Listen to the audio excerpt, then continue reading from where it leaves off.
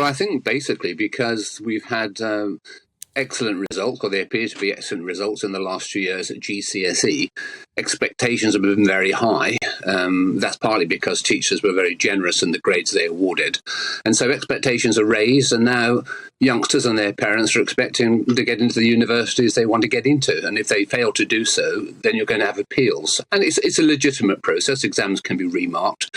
They can be upgraded or downgraded as a result of that. So expectations are very, very high as a consequence of the solution of 2 years ago. So today's problem is yesterday's solution.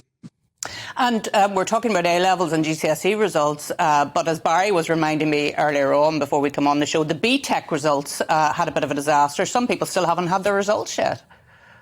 Yeah, it's lamentable, really. The performance of the exam boards really isn't satisfactory, and youngsters are being let down, not for the first time. And some youngsters are still waiting, even now, to get their results. So what do? When they want to apply for a university? And maybe they won't get quite the results they want. They want to go into what's called clearing, see what places are available. But they can't do that because they haven't got their results. So it's the examination boards, once again, letting youngsters down. And we have several exam boards, including one for Northern Ireland.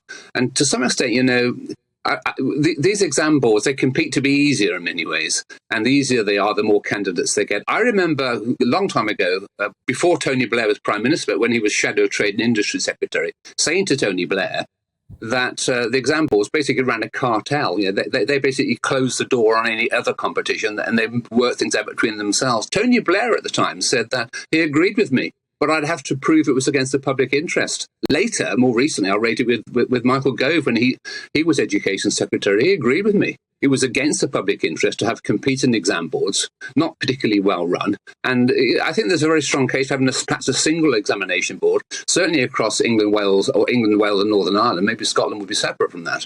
But there's a case for that. And when I raised this issue with Tony Blair all those years ago, is because at that time, the O-level exam was phased out and a new exam, GCSE, was brought in, and the results are coming out next week for GCSE. But interestingly, we still produce the O-level exam in England, in Cambridge.